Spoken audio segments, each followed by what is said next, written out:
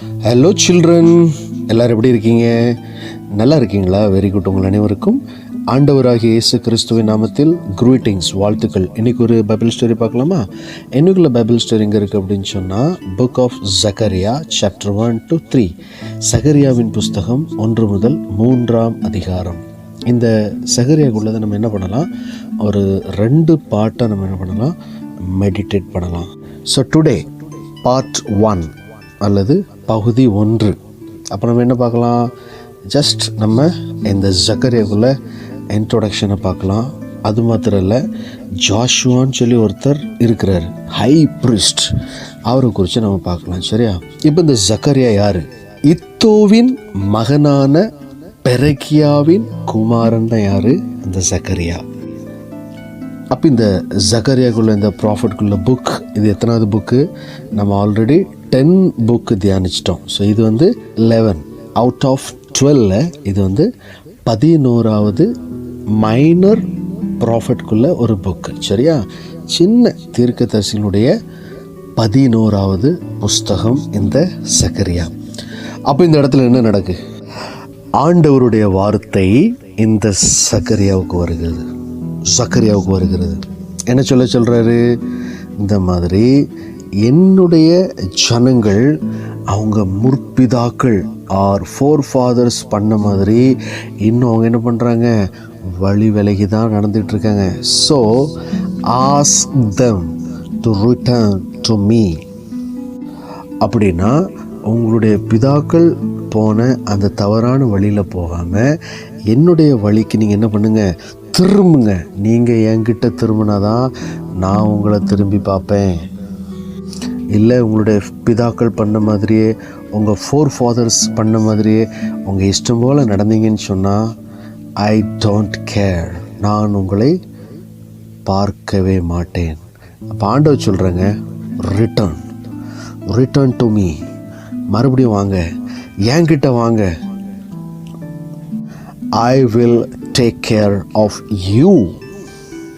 So இப்படியாக ஆண்டவர் தம்முடைய ஜனங்களுக்கு அழைப்பு கொடுக்கிறார் தம்முடைய வழியிலே நடப்பதற்கு. யார் மூலமாக?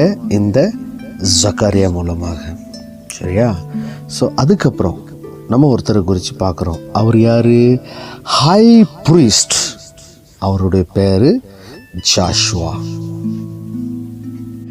அப்போ ஆண்டவர் இந்த ஜாஷுவாவை யாருக்கு காண்பிக்கிறாங்க? இந்த ஜக்கரியாவுக்கு காண்பிக்கிறாங்க. அப்போ ஜக்கரியா பார்க்கும் பொழுது இந்த ஜாஷுவா எப்படி இருக்கிறாரு? அழுக்கான ட்ரெஸ், டர்ட்டியான ட்ரெஸ். அப்போ ஆண்டவர், ஏஞ்சல்ஸ் எல்லாரும் பார்த்துக்கிட்டு இருக்கிறாங்க. இப்படிப்பட்ட ஒரு அழுக்கான ட்ரெஸ் யார் போட்டிருக்கா? இந்த ஹை ப்ரீஸ்ட் ஆகிய இந்த ஜாஷுவா. ஸோ இம்மீடியட்டாக அதை என்ன பண்ணுங்க, ரிமூவ் பண்ணுங்க. ஸோ இந்த அழுக்கான வஸ்திரத்தை ஜாஷுவா விட்டு நீங்கள் என்ன பண்ணுங்கள், ரிமூவ் பண்ணுங்கள். ஸோ அந்த ஒரு வசனம் மட்டும் வாசிக்கட்டுமா? அந்த வசனம் எங்கே இருக்குது? அந்த கார்மெண்ட், அந்த ஃபில்த்தியான க்ளோத்ஸ். சரியா? ஸோ அதை ரிமூவ் பண்ணுறது குறித்து அந்த வசனம் Zakariya chapter 3 verse 4. The angel said to those who were standing before him, take off his filthy clothes. Then he said to Joshua, see, I have taken away your sin, and I will put fine garments on you. Fine garments. அழுக்கான அந்த garment, அந்த clothes எல்லாத்தையும் என்ன பண்ணுறாங்க, remove பண்ணுறாங்க. இப்போ அவங்களுக்கு சுத்தமானது, ஒரு ஃபைன் கார்மெண்ட். ஸோ இது மூலமாக இந்த இடத்துல என்ன ஒரு மெசேஜ் வருது அப்படின்னு சொன்னால், அக்கிரமங்கள், அந்த பழைய கார்மெண்ட், அந்த சின்ஸ், ஸோ அதுக்கு கம்பேரிசனாக சொல்கிறாங்க. சரியா? அப்போ I have taken away your sin and I will put fine garments on you. So இப்படியாக அழுக்கான வஸ்திரங்கள் களையப்பட்டு சுத்தமான தூய்மையான ஒரு வஸ்திரங்கள் இந்த ஹை ப்ரீஸ்ட் ஜாஷுவாக்கு என்ன பண்ணுறாங்க, கொடுத்துறாங்க. சரியா?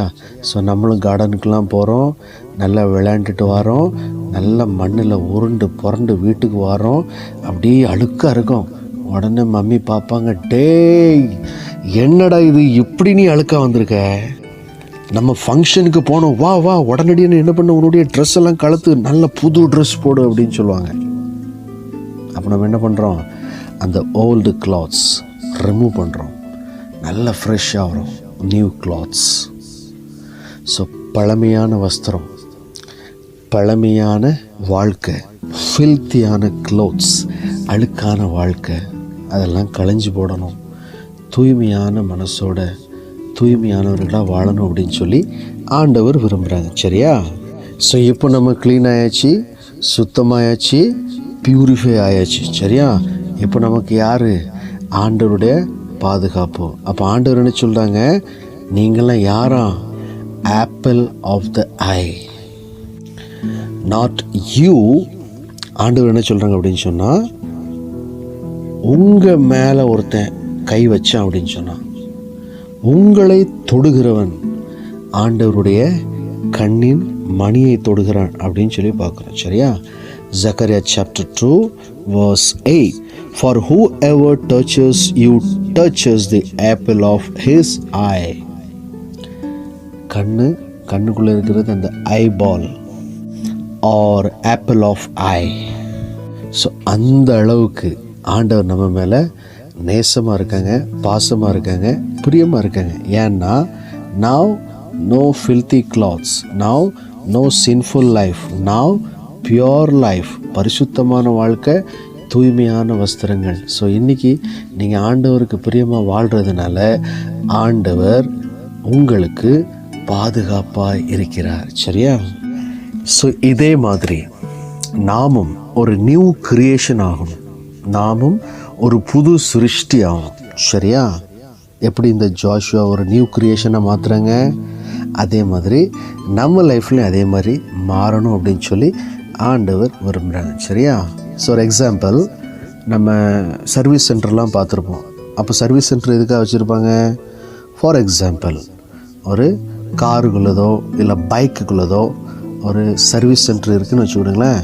அப்போ நம்ம காரு, பைக்கு, இந்த லாரி, டெம்போ இது எல்லாமே என்ன பண்ணுவாங்க, ரொம்ப கிலோமீட்டர் ஓடின பிறகு அதை சர்வீஸ் பண்ணுவாங்க. அதுக்கு நல்ல ஆயில் ஊற்றி, வாட்டர் வாஷ் பண்ணி, நட்டு போல்ட்டு எல்லாத்தையும் செக் பண்ணி, அதுக்கப்புறம் என்ன பண்ணுவாங்க, அப்படி பிராண்ட் நியூவாக நம்ம கையில் கொடுப்பாங்க.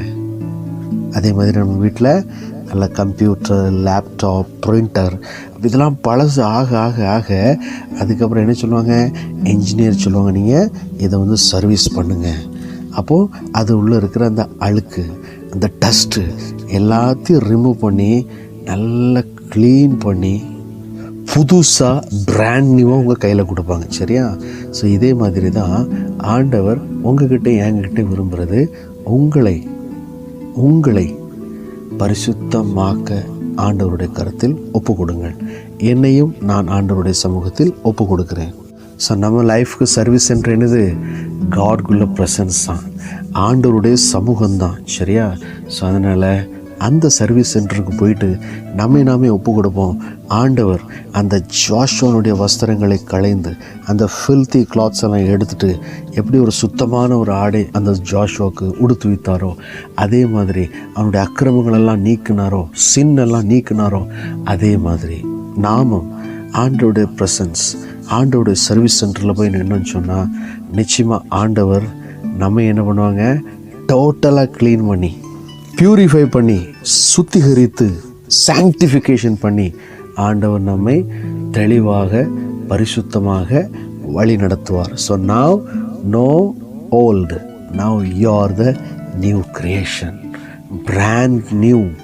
ஸோ ஆண்டவருடைய பிள்ளைகளாகிய நீங்கள் எப்பொழுதும் ஒரு பிராண்ட் நியூ கிட்ஸாக இருக்கணும்னு சொல்லி ஆண்டவர் விரும்புகிறாங்க. எப்பவும் ஒரு புது சிருஷ்டியாக இருக்கணும் அப்படின்னு சொல்லி ஆண்டவர் விரும்புகிறாங்க. சரியா? ஸோ இந்த அருமையான காரியங்களை தியானிக்கும்படியாக ஒரு அருமையான வசனத்தை நாம் பார்ப்போம். அந்த வசனம் எங்கே இருக்குது அப்படின்னு சொன்னால் 2 Corinthians chapter 5 verse 17. Therefore, if anyone is in Christ, the new creation has come. The old has gone. The new is here. 2 கொரிந்தியர் 5:17. இப்படி இருக்க ஒருவன் கிறிஸ்துவுக்குள் இருந்தால் புது சிருஷ்டியாய் இருக்கிறான். பழையவைகள் ஒளிந்து போயின, எல்லாம் புதிதாயின. So now, new creation, புது சிருஷ்டி. So dear children, you are brand new. Now you are new creation. So எனவே இன்னும் ஆண்டவரை பற்றி கொண்டு ஒரு புது கிரியேஷனை வாழ நம்ம முயற்சி பண்ணுவோம். ஆண்டவர் மென்மேலும் நம்மை ஆசீர்வதிப்பார். ஜெபியுங்கள், வேதத்தை தியானியுங்கள், அதின்படி நடவுங்கள். கர்த்தருடைய கிருபை ஒவ்வொரு நாளும் உங்களை வழி நடத்தும். Okay children, take care. Bye bye. Thank you.